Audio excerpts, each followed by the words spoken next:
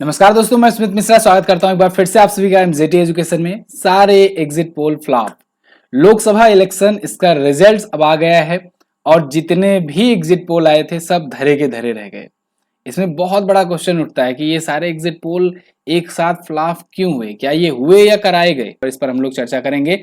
लेकिन आज की वीडियो में मैं आपको लोकसभा इलेक्शन की कुछ झलकियां दिखाने वाला हूं।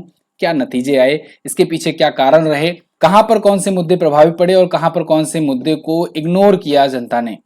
फिलहाल जनता का ये रिजल्ट है और अब सबसे बड़ी बात आई है कि कौन सरकार बनाएगा, क्योंकि किसी को भी पूर्ण बहुमत नहीं मिला है, किसी भी पार्टी को। तो ऐसे में नीतीश बाबू एक बार फिर से चर्चे में आ गए हैं, तो इनको भी हम लोग जानेंगे कि ये क्यों इतना इंपॉर्टेंट है, क्या इनका रोल होने वाला है सरकार बनाने में। तो शुरू करते हैं वीडियो। यहाँ पर देखो लोकसभा चुनाव के नतीजे अभी देखो पूरे तरीके से तो नहीं आए हैं, अभी बहुत सारी काउंटिंग चल रही है। जबकि मैं जब भी ये वीडियो बना रहा हूँ तो 10 बज चुके हैं, लेकिन फिर भी अभी नतीजे काउंटिंग जारी है। और लेकिन कंफर्म हो गया है कि कितनी लगभग में सीटें आएगी, क्योंकि जो अंतर है ना सीटों का वो ज्यादा है, गैपिंग ज्यादा है। तो जब मार्जिन ज्यादा रहता है तो फिर ये रहता है कि हाँ चलो यही मार्जिन जब सुबह से बना करके चल रहे हैं तो यही जीतेंगे। तो कुल मिलाकर के अभी के अगर सिचुएशन देखा जाए तो हो सकता है एक दो सीटें वेरी करे, लेकिन इतना ही कुछ रहने वाला है रिजल्ट।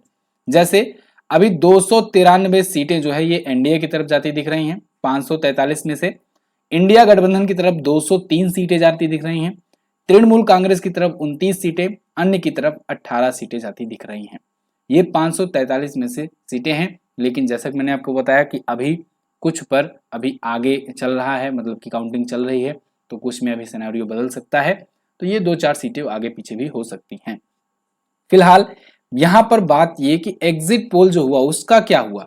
भाई इतनी सारी एजेंसियां मिलकर के एग्जिट पोल जारी की और सब के सब एग्जिट पोल बिल्कुल सिरे से फ्लॉप हो गए। मतलब कोई आस पास भी नहीं है। जैसे एग्जिट पोल क्या होता है, मैंने आपको पिछली वीडियो में बताया था। एग्जिट पोल में क्या होता है, चुनाव दे करके जब लोग निकलते हैं तो उनसे पूछते हैं मीडिया वाले, या फिर जो एग्जिट पोल की जो एजेंसियां होती हैं वो जाकर पूछती हैं और उसमें बताया जाता है कि किसके अनुसार क्या अनुमान है, कौन जीत सकता है, कहाँ से क्या रुझान है, क्या माहौल है। ये सब चीजों को देख करके होता है। और भारत में वैसी करीब 15 प्राइवेट एजेंसियां हैं जो एग्जिट पोल जारी करती हैं, जैसे चाणक्य, सी वोटर, माई एक्सेस, जन की बात, नीलसन, ये सब वगैरह।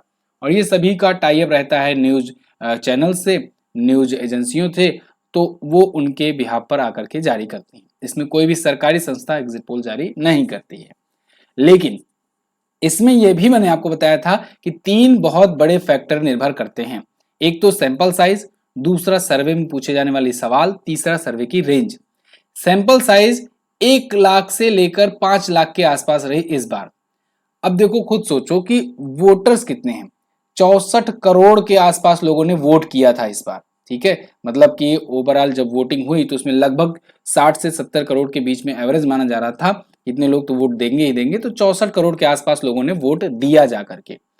अब उनमें से केवल 1 से 5 लाख तक लोग जो हैं उनसे पूछोगे कि क्या है, तो फिर ऑब्वियस सी बात है इसको एग्जैक्ट नहीं माना जा सकता।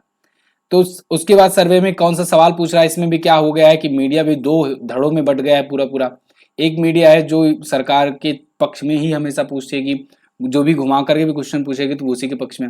एक धड़ा है जो ये पूछेगा कि सरकार की बुराइयां क्या है, कमियां क्या है। मतलब कि पूरा पूरा जैसे बायस्ड टाइप का हो गया है मीडिया। तो ये भी एक बड़ी दिक्कत रही सर्वे में पूछे जाने वाले सवाल को। इसके अलावा सर्वे की रेंज कितनी रही। बहुत लोग हैं अर्बन सेक्टर में पूछ लिए, रूरल एरिया में पूछे ही नहीं। जबकि अगर देखा जाए तो वोटिंग सबसे ज्यादा गांव के लोग करते हैं, अर्बन सेक्टर में वोटिंग कम होती है।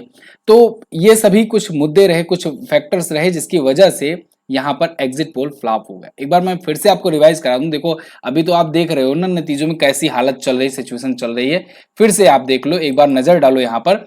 यहाँ पर आप देख रहे हो एनडीए 293, इंडिया 203, तृणमूल कांग्रेस 29 और अन्य पर 18। ये तो अभी के टाइम चल रहा है नतीजे। एग्जिट पोल क्या था, एग्जिट पोल में देखो एनडीए को बताया गया था साफ साफ 377, 371, 361, 359, 371। मतलब पोल ऑफ पोल्स भी अगर देखा जाए ऑन एन एवरेज सबका मिलाकर के, तब भी वो 368 के ऊपर ही था। लेकिन आज सुबह से लेकर के, जब से भी वोटिंग स्टार्ट हुई है तब से लेकर के अभी तक कभी भी ये 300 के ऊपर नहीं पहुंचा। एनडीए गठबंधन की यहां बात हो रही है, बीजेपी की नहीं। बीजेपी तो 240 के आसपास ही ये रहती हुई नजर आई पूरे के पूरे दिन भर के परिणामों में। तो ये सिचुएशन नहीं। अब इसमें सबसे ज्यादा इनको झटका कहां पर लगा, बीजेपी को या कहें एनडीए गठबंधन को। क्या कारण रहे कि तीसरी बार, देखो यहाँ पर ऑब्वियस सी बात है, सरकार ही यहाँ पर क्वेश्चनेबल रहेगी, आंसरेबल रहेगी, कि वहां पर उनको क्या हुआ, क्योंकि दावे तो सबसे ज्यादा इन्हीं की तरफ से की जा रहे थे कि 400 पार 400 पार। तो अब यहां पर सबसे ज्यादा जो झटका लगा वो लगा है उत्तर प्रदेश से। उत्तर प्रदेश में 80 सबसे ज्यादा लोकसभा सीटें हैं, और इस 80 लोकसभा सीटें में ना इस बार बहुत बड़ा कंपटीशन देखने को मिला, और वो कंपटीशन सपा और इंडिया अलायंस ने दिया, मतलब सपा और कांग्रेस के गठबंधन ने दिया, जिसमें सपा का यानी समाजवादी पार्टी का बहुत बड़ा यहाँ पर योगदान रहा था। अभी आप देखोगे पिछली बार की अगर मैं बात बताऊं आपको, तो पिछली बार 62 सीटें आई थी बीजेपी की अकेले अकेले, 15 सीटें आई थी सपा और बसपा का गठबंधन था पिछली बार, तो उनका मिलाकर था, जिसमें 10 बसपा का था, बीएसपी का, और 5 सपा का था। लेकिन इस बार का सिनेरियो क्या है, इस बार देखो एनडीए अलायंस मिलाकर के 36 है, एनडीए मिलाकर, जिसमें बीजेपी केवल 32 है, एनडीए का 36 है, और इंडिया गठबंधन का यहां पर 43 पहुंच गया है आंकड़ा। जिसमें सपा की बात करें तो सपा जो है ये अकेले 36 से लेकर के 39-40 के आसपास में चल रही है, और अभी भी बहुत सारी, जैसे कि मैंने आपको बताया कि अभी 10 सीटें ऐसी हैं जिन पर भी काउंटिंग चल रही है, जिसमें ये आगे चल रहे हैं, 6 सीटें ऐसी है जिसमें बीजेपी आगे चल रही है या एनडीए गठबंधन आगे चल रहा है, तो वो सब भी डिसीजन आ जाएगा। कुल मिलाकर 43 सीटें ऐसी हैं। 6 सीट तो कांग्रेस की कंफर्म लगभग हो गई है कि 6 सीट कांग्रेस जीत गई है, मतलब बचा कितना, वही 37-38 सीटें सपा में आगे चल रही। तो यहां पर देखो जो पिछली बार से सेटबैक मिला है, लगभग यहां पर जो पिछली बार 5 सीटें थी सपा की, समाजवादी पार्टी की, वो इस बार बढ़ करके 36 से 39 हो गई है, लगभग 8 गुना बढ़ोतरी मिली है। और जानते हो ये कहाँ की सीटें आई हुई हैं? आइए मैं आपको यहाँ पर दिखाता हूँ कि कहाँ पर यूपी में इनको सबसे ज्यादा लॉस हुआ। अगर आप देखोगे यहाँ जो रेड कलर का है वो सपा का है, समाजवादी पार्टी का, और जो ये लाइट ब्लू कलर है ये कांग्रेस पार्टी का है। इसके अलावा ये जो आपको भगवा कलर का दिख रहा है, ये कलर जो है ये बीजेपी का है। तो इसमें आप देखो कि एक तरफ से लेकर के इधर आप देखो एक पैटर्न सा बनता जा रहा है, और खास करके जो लास्ट में, जो लास्ट फेज में, लास्ट 2 फेज में जो चुनाव हुए थे, यहां से इनको सबसे ज्यादा लॉस हुआ है। जहां पर कहा जा रहा था कि राम मंदिर का बड़ा मुद्दा है, राम मंदिर बना है तो फिर यहां से ये सारी सीटें जीतेंगे, ऐसा लेकिन हुआ नहीं। यहाँ पर देखो फैजाबाद, मतलब कि अयोध्या में ही अब अयोध्या डिस्ट्रिक्ट कर दिया गया है, फैजाबाद कॉन्स्टिट्यूंसी है, तो यहीं पर राम मंदिर है, तो ये भी सीट ये गंवा चुके हैं। इसके अलावा इधर सुल्तानपुर, इसके अलावा इधर आपका अंबेडकर नगर के बाद संत कबीर नगर, बस्ती, इसके अलावा लालगंज, और मैं आपको बताऊं जौनपुर, इवन वाराणसी जो है ना, वाराणसी भी बहुत ही मुश्किल से इनके पास बच पाई है। वाराणसी को जो सीट थी, पीएम मोदी वहां से कैंडिडेट थे, और मतलब कि ऐसा माना जा रहा था, वो लोग टारगेट बना रहे थे कि 6 लाख वोटों के अंतर से जीतेंगे, ऐसा हुआ नहीं। वाराणसी की सीट में लगभग 1-1.25 एक वोटों का ही अंतर रहा है। जबकि वहीं अगर आप यहाँ पर रायबरेली में देखोगे, तो रायबरेली में और बाराबंकी, अमेठी, ये सब कांग्रेस ने जीता। रायबरेली में अगर अंतर की बात करें तो 2.5 लाख से ज्यादा का वोटों का अंतर है, राहुल गांधी वहां पर प्रचंड तरीके से जीते हुए हैं।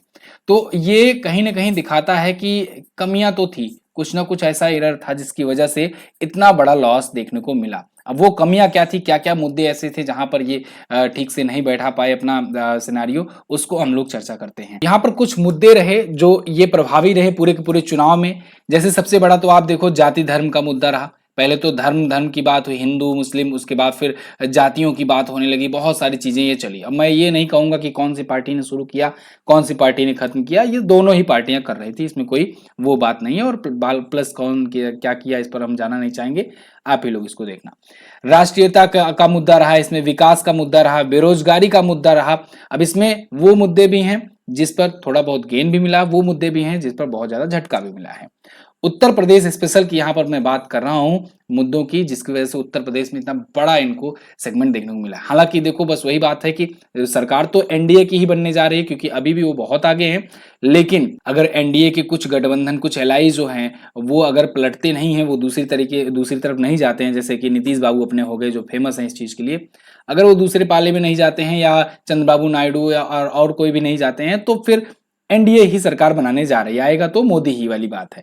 लेकिन यहां पर उत्तर प्रदेश में क्या हुआ जिसकी वजह से इनको बहुत बड़ा सेटबैक देखने को मिला, तो इसमें बेरोजगारी का सबसे बड़ा मुद्दा रहा। आप सबने देखा कि एमजेटी एजुकेशन भी बहुत सारे ऐसे कैंपेन में हिस्सा लिया, जिसमें हम लोगों ने जुल करके ट्विटर कैंपेन किया कई सारी बार, बहुत सारे ऐसे धरना ये सब हुआ। एंड यूपी में पेपर लीक का मामला रहा।